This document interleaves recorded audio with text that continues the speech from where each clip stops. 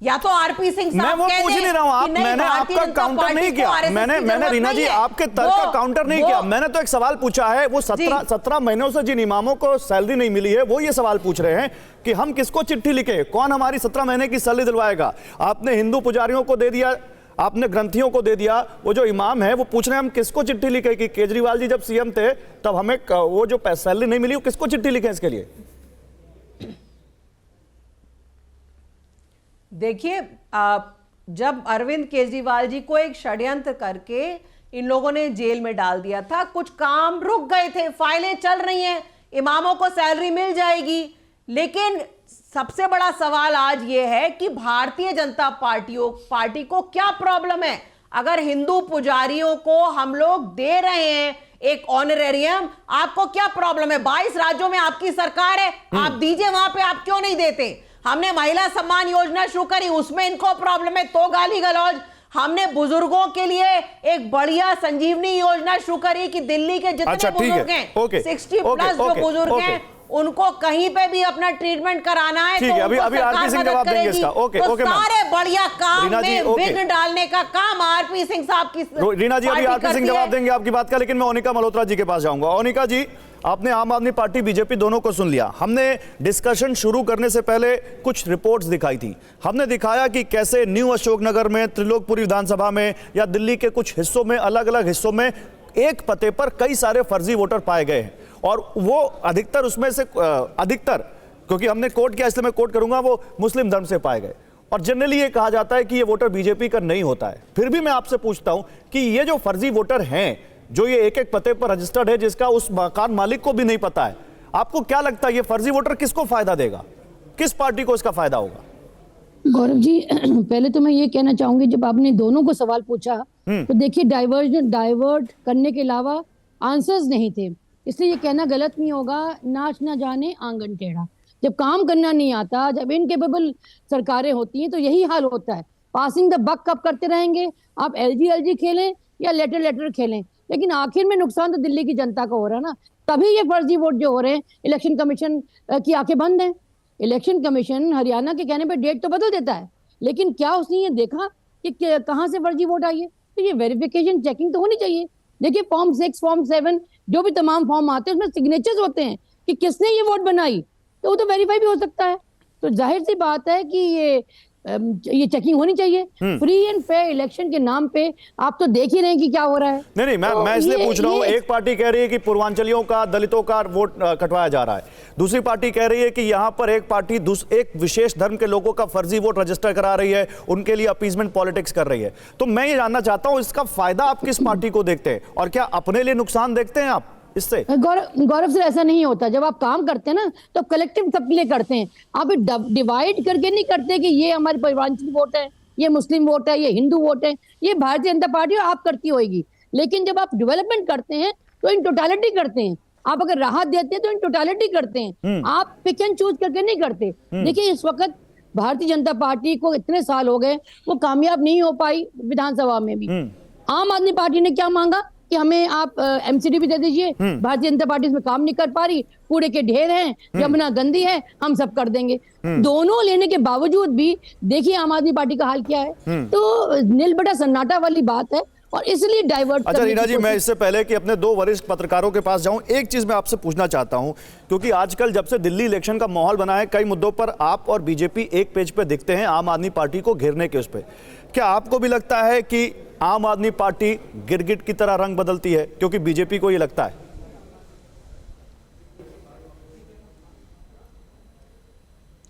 गौरव भाई क्या सवाल क्या है? सुधार नहीं, ये उनसे, ओनिका जी से, रीना जी आपसे नहीं है, ओनिका जी से, कांग्रेस के प्रवक्ता से। आज सुधांशु त्रिवेदी जी ने प्रेस कॉन्फ्रेंस किया है और कहा है कि आम आदमी पार्टी गिरगिट की तरह रंग बदलती है। क्या आपको भी ये लगता है ओनिका जी? वो मैं कोट एंड कोट कह रहा हूं। देखिए ये शब्द तो मैं नहीं इस्तेमाल करना चाहूंगी, पर यही है कि मौका परस्त तो जाहिर से हैं। जब अन्ना जी को छोड़ सकते हैं, अपने आप को इनार्किस्ट कहते हैं, फिर अपने आप को कहते हैं हमें गाली मिलती है, हमें षड्यंत्र, तो हर टाइम विक्टिम कार्ड खेल के आप राजनीति नहीं कर सकते। हर टाइम आप अपना जो है माहौल ये दिखा के कि मुझे काम करने नहीं दिया था बट मैं तो काम करना चाहता हूँ, वो अप्रोच लेके आप बार बार जनता के आगे नहीं जा सकते। इसलिए इस बार उनकी टैक्टिक्स अलग है, ठीक है। इसलिए वो बार बार ये रेवड़ी आ रहे हैं। देखिए, मैं शब्द का इस्तेमाल मैं भी नहीं करना चाहता था, लेकिन क्योंकि आम आदमी पार्टी को बिल्कुल कोट अनकोट करते हुए नाम लिया उन्होंने, इसलिए मैंने ये शब्द का इस्तेमाल किया। मैं आपकी बात से सहमत हूं। एक चीज मैं कहना चाहती हूँ, अवधेश जी और रशीद जी के पास, सॉरी, मैं आपको ये कहना चाहती हूँ, मतलब चैलेंज करती हूँ इनको, ये क्या रेवड़ी कर रहे हैं, ठोक के ये कहते हैं हम ठोक के देंगे। मैं कहती हूँ 101 रेवड़ी देके देख लें इस बार, तब भी जनता जो है दिल्ली की गुमराह नहीं होने वाली, बिकॉज वो 15-10 साल नहीं, दिल्ली की जनता गुमराह नहीं होगी, लेकिन दिल्ली की जनता ये भी तो पूछेगी, जब लोकसभा का चुनाव आता है तो आप एकदम एक दूसरे के एक साथ आ जाते हैं, और जब विधानसभा का चुनाव आता है तो आप कहते हैं नहीं स्टेट की पॉलिटिक्स अलग है। लेकिन इतनी जल्दी राज्य की जनता स्विच कैसे करे मैम, ये भी तो पूछना है। लेकिन फिर अवधेश जी, फर्जी वोटर, मोहन भागवत जी को चिट्ठी, एलजी को चिट्ठी, ये दिल्ली की पॉलिटिक्स बिल्कुल गर्म हो गई आपको लग रहा है? और ये क्या आपको लगता है जो दिल्ली में कभी शिक्षा को लेकर, पानी को लेकर, बिजली को लेकर जो डेवलपमेंट ओरिएंटेड पॉलिटिक्स थी, अब वो क्या रिलीजन की तरफ जा रही है? दिल्ली में भी वही, अब भगवान, हिंदू धर्म, मुस्लिम, ये सब जा रहा है, इधर पॉलिटिक्स जा रही है?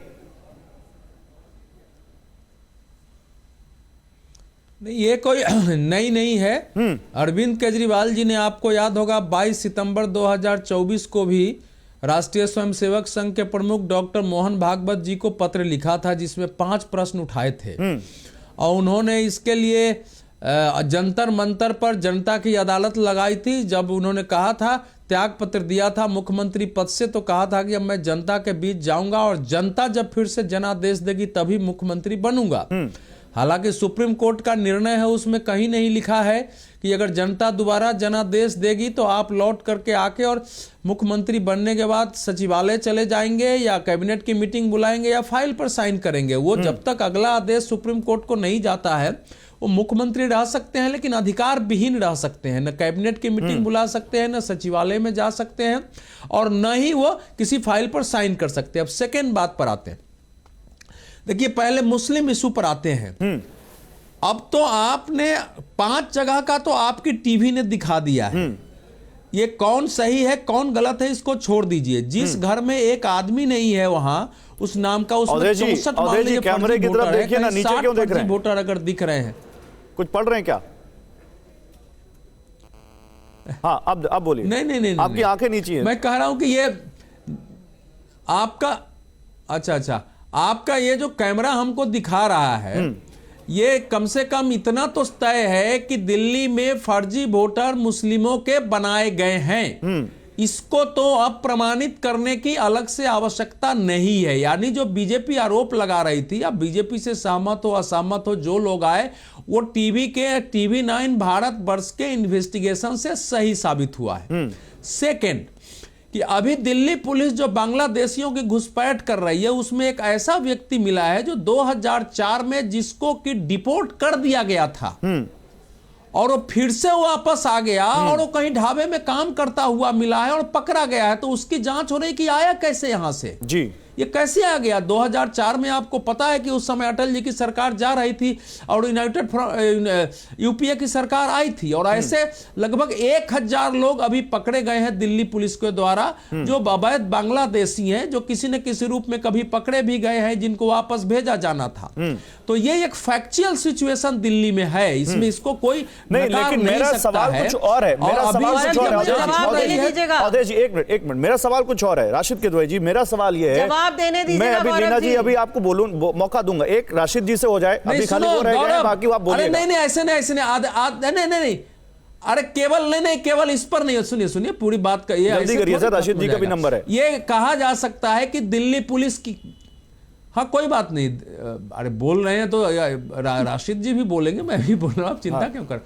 दिल्ली पुलिस किसके हाथ में है, ये आम आदमी पार्टी सवाल उठा रही होगी। ये सवाल उठेगा कि दिल्ली पुलिस की कहा है, लेकिन ये लोग आए हैं और दिल्ली पुलिस ने अभी जो रैकेट पकड़ा है उसमें भारी संख्या में लोगों के फर्जी राशन कार्ड बनवाए जाने, जाली जो है वोटर कार्ड बनवाए जाने, सारे मामले पकड़े गए। तो दिल्ली में एक ट्रेंड चल रहा है, अब इसके पीछे कौन है ये देखना पड़ेगा। मैं यही सवाल लेके जा रहा हूं। बांग्लादेशियों के, रोहिंग्याओं को वोटर नहीं बनाएगी। ठीक है।